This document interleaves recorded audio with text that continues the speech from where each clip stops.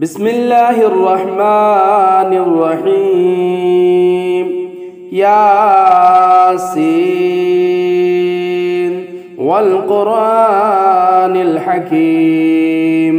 إنك لمن المرسلين على صراط مستقيم تنزيل العزيز الرحيم لتنذر قوما ما أنذر آباؤهم فهم غافلون لقد حق القول على أكثرهم فهم لا يؤمنون إنا جعلنا في أعناقهم أغلالا فهي إلى الأذقان فهم مقمحون وجعلنا من بين أيديهم سدا ومن خلفهم سدا فأغشيناهم فهم لا يبصرون وسواء عليهم أنذرتهم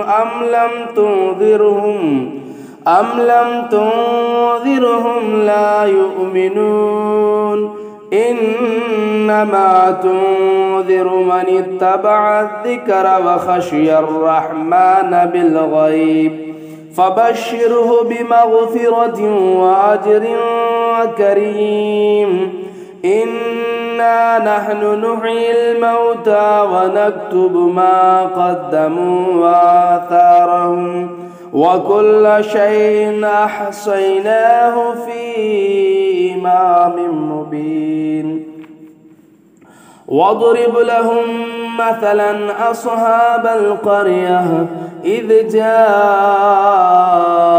المرسلون إذ أرسلنا إليهم 2 فكذبوهما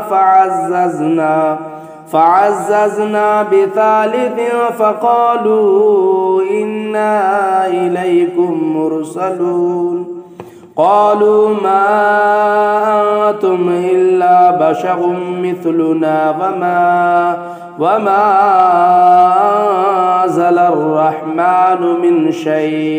من شيء إن أنتم إلا تكذبون قالوا ربنا يعلم إنا إليكم لمرسلون وما علينا إلا البلاغ المبين قالوا إنا تطيرنا بكم لئن لم تنتهوا لنرجمنكم وليمسنكم منا عذاب أليم قالوا طائركم معكم أئن ذكرتم بل أنتم قوم مسرفون وجاء من أقصى المدينة رجل يسعى قال يا قوم اتبعوا المرسلين اتبعوا من لا يسألكم أجرا وهم مهتدون وما لي لا أعبد الذي فطرني وإليه ترجعون أتخذ من دونه آلهة إن يردني الرحمن بضر لا تغني عني شفاعتهم شيئا ولا ينقذون إني إذا لفي ضلال مبين إني آمنت بربكم فاسمعون قيل ادخل الجنة قال يا ليت قومي يعلمون بما غفر لي ربي واجعلني من المكرمين وما أرسلنا على قومه من بعده من جند من السماء وما كنا منزلين إن كانت إلا صيحة واحدة فإذا هم خامدون يا حسرة على العباد ما يأتيهم من رسول إلا كانوا به يستهزئون ألم يروا كم أهلكنا قبلهم من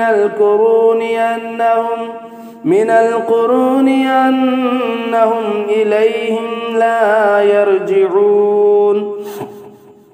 وإن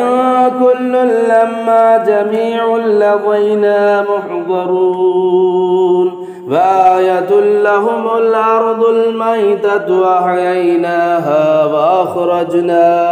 وأخرجنا منها حبا فمنه يأكلون وجعلنا فيها جنات من نخيل وأعناب وفجرنا فيها من العيون ليأكلوا من ثمره وما عملته أيديهم أفلا يشكرون سبحان الذي خلق الأزواج كلها مما تنبت الأرض ومن أنفسهم ومما لا يعلمون وآية لهم الليل نسلخ منه النهار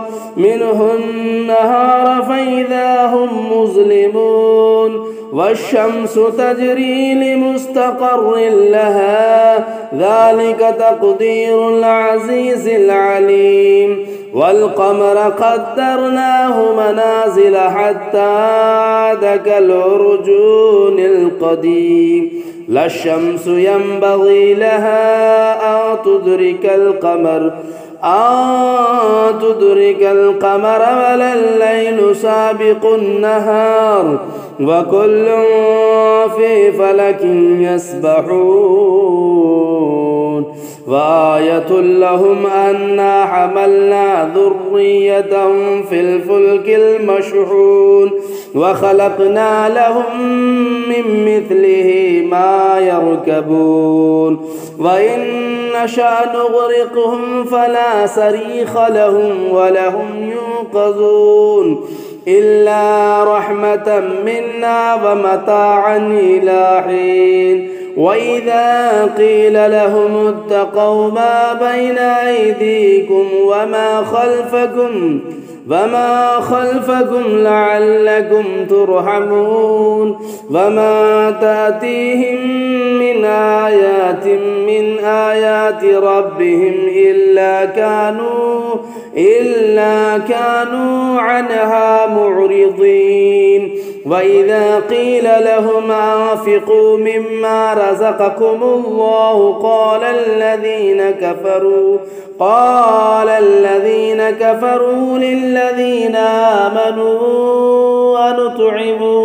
أنطعم من لو يشاء الله أطعمه إن أنتم إلا في ضلال مبين ويقولون متى هذا الوعد إن كنتم صادقين ما ينظرون إلا صيحة واحدة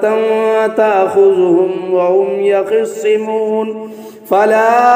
يستطيعون توصية ولا إلى أهلهم يرجعون ونفخ في الصور فإذا هم من الأجداث إلى ربهم ينسلون قالوا يا ويلنا من بعثنا من مرقدنا هذا ما وعد الرحمن وصدق المرسلون إن كانت إلا صيحة واحدة فإذا هم جميع لدينا محضرون فاليوم لا تظلم نفس شيئا ولا تجزون إلا ما كنتم تعملون إن أصحاب الجنة اليوم في شغل فاكهون هم وأزواجهم في ظلال على الأرائك متكئون لهم فيها فاكهة ولهم ما يدعون سلام قولا من رب رحيم وامتازوا اليوم أيها المجرمون ألم أعهد إليكم يا بني آدم ألا تعبدوا الشيطان إنه لكم عدو مبين وأن اعبدوني هذا صراط مستقيم ولقد أضل منكم جبلا كثيرا أفلم تكونوا تعقلون هذه جهنم التي كنتم توعدون اصلوها اليوم بما كنتم تكفرون اليوم نختم على أفواههم وتكلمنا أيديهم وتشهد أرجلهم بما كانوا يكسبون ولو نشاء لطمسنا على أعينهم فاستبقوا الصراط فأنى يبصرون ولو نشاء لمسخناهم على مكانتهم فما استطاعوا مضيا ولا يرجعون ومن نعمره ننكسه في الخلق أفلا يعقلون فما علمناه الشعر وما ينبغي له إن هو إلا ذكر وقرآن مبين لينذر من كان حيا ويحق القول على الكافرين أولم يروا أنا خلقنا لهم مما عملت أيدينا أنعاما فهم لها مالكون وذللناها لهم فمنها ركوبهم ومنها يأكلون ولهم فيها منافع ومشارب أفلا يشكرون واتخذوا من دون الله آلهة لعلهم ينصرون لا يستطيعون نصرهم وهم لهم جند محضرون فلا يحزنك قولهم إنا نعلم ما يسرون وما يعلنون أولم ير الإنسان أنا خلقناه من نطفة فإذا هو خصيم مبين وضرب لنا مثلا ونسي خلقه قال من يحيي العظام وهي رميم قل يحيي الذي أنشأها أول مرة وهو بكل خلق عليم الذي جعل لكم من الشجر الأخضر نارا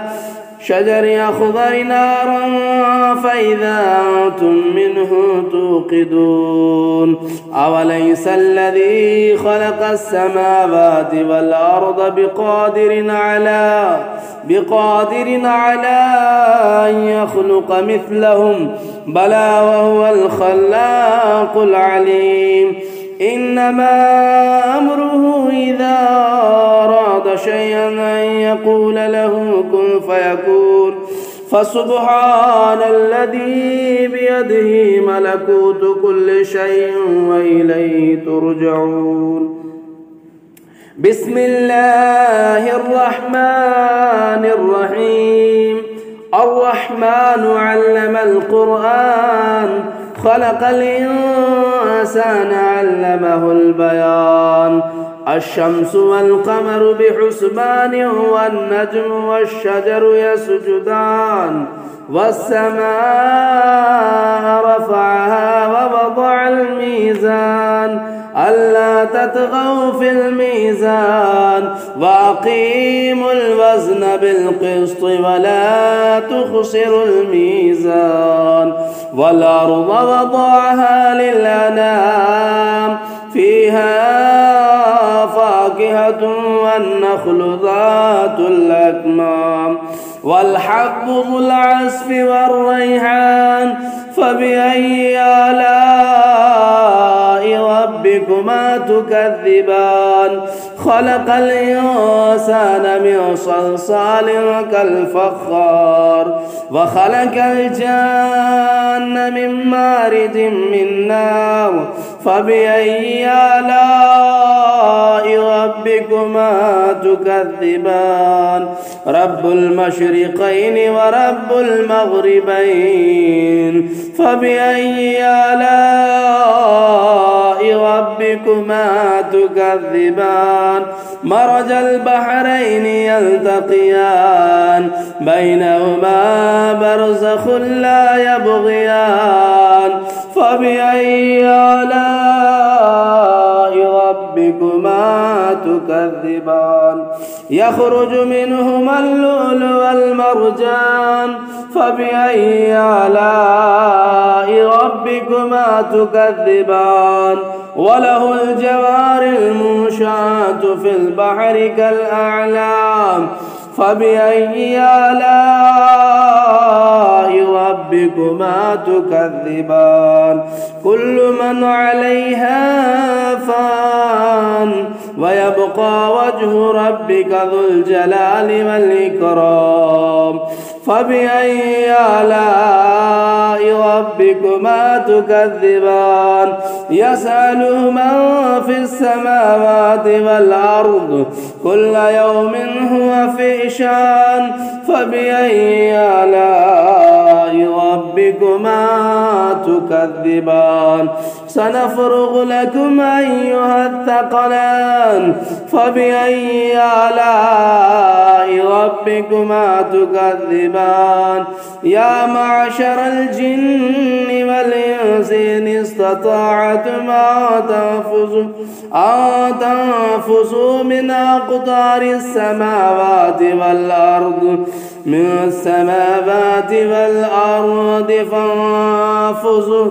فانفذوا لا تنفذون إلا بسلطان فبأي آلاء ربكما تكذبان يرسل عليكما شعاع من نار ونحاس فلا تنتصران فبأي آلاء ربكما تكذبان فإذا انشقت السماء فكانت وردة كالدهان فبأي آلاء ربكما تكذبان فيومئذ لا يسأل عن ذنبه إنس ولا جان فبأي آلاء ربكما تكذبان يعرف المجرمون بسيماهم فيؤخذوا بالنواصي والأقدام فبأي آلاء ربكما تكذبان هذه جهنم التي يكذب بها المجرمون يطوفون بينها وبين حميم آن فبأي آلاء ربكما تكذبان ولمن خاف مقام ربه جنتان فبأي آلاء ربكما تكذبان ذواتا أفنان فبأي آلاء ربكما ربكما تكذبان فيهما عينان تجريان فبأي آلاء ربكما تكذبان فيهما من كل فاكهة زوجان فبأي آلاء ربكما تكذبان متكئين على فرش بطائنها من استبرق وجنى الجنتين دان فبأي آلاء ربكما تكذبان فيهن قاصرات الطرف لم يطمثهن إنس قبلهم ولا جان فبأي آلاء ربكما تكذبان كأنهن الياقوت والمرجان فبأي آلاء ربكما تكذبان هل جزاء الإحسان إلا الإحسان فبأي آلاء ربكما تكذبان ومن دونهما جنتان فبأي آلاء ربكما تكذبان مدهامتان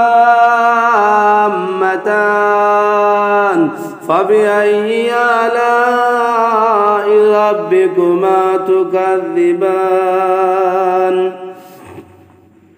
فيهما عينان نضاختان فبأي آلاء ربكما تكذبان فيهما فاكهة والنخل والرمان فبأي آلاء ربكما تكذبان فيهن خيرات حسان فبأي آلاء ربكما تكذبان حور مقصورات في الخيام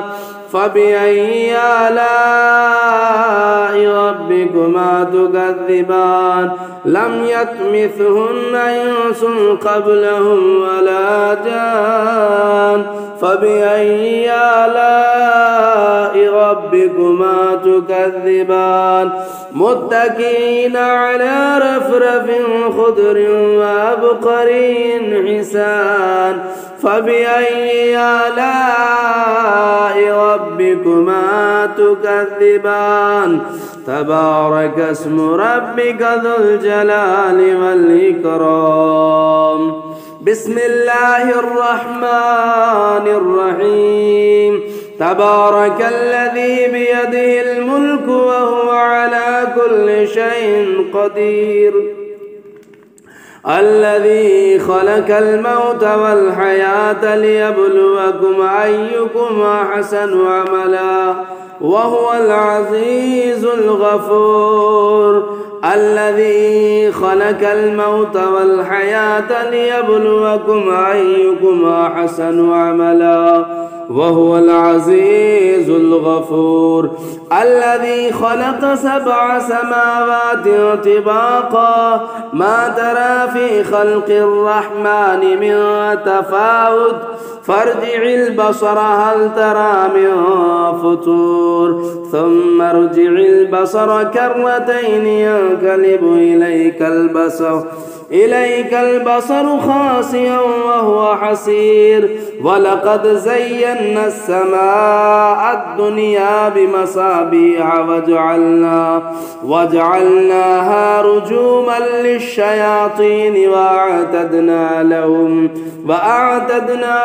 عذاب السعير وللذين كفروا بربهم عذاب جهنم وبئس المصير إذا ألقوا فيها سمعوا لها شهيقا وهي تفور تكاد تميز من الغيظ كلما ألقي فيها فوج سألهم خزنتها ألم يأتكم نذير قالوا بلى قد جاءنا نذير فكذبنا وقلنا ما نزل الله من شيء إن أنتم إلا في ضلال كبير وقالوا لو كنا نسمع أو نعقل ما كنا في أصحاب السعير فاعترفوا بذنبهم فسوقا لأصحاب السعير إن الذين يخشون ربهم بالغيب لهم مغفرة وأجر كبير وأسروا قولكم أو اجهروا به إنه عليم بذات الصدور ألا يعلم من خلق وهو اللطيف الخبير هو الذي جعل لكم الأرض ذلولا فامشوا في مناكبها وكلوا من رزقه وإليه النشور أأمنتم من في السماء أن يخسف بكم الأرض فإذا هي تمور أم أمنتم من في السماء أن يرسل عليكم عاصبا فستعلمون كيف نذير ولقد كذب الذين من قبلهم فكيف كان نكير أولم يروا إلى الطير فوقهم صافات ويقبضن ما يمسكن إلا الرحمن إنه بكل شيء بصير أمن هذا الذي هو جند لكم ينصركم من دون الرحمن إن الكافرون إلا في غرور أمن هذا الذي يرزقكم إن أمسك رزقه بل لجوا في عتو ونفور أفمن يمشي مكبا على وجهه أهدى أمن يمشي سويا على صراط مستقيم قل هو الذي أنشأكم وجعل لكم السمع والأبصار والأفئدة قليلا ما تشكرون قل هو الذي ذرأكم في الأرض وإليه تحشرون ويقولون متى هذا الوعد إن كنتم صادقين قل إنما العلم عند الله وإنما أنا نذير مبين فلما رأوه زلفة سيئت وجوه الذين كفروا وقيل هذا الذي كنتم به تدعون قل أرأيتم إن أهلكني الله ومن معي أو رحمنا فمن يجير الكافرين من عذاب أليم قل هو الرحمن آمنا به وعليه توكلنا فستعلمون من هو في ضلال مبين قل أرأيتم إن أصبح ماؤكم غورا فمن يأتيكم بماء معين صدق الله العظيم.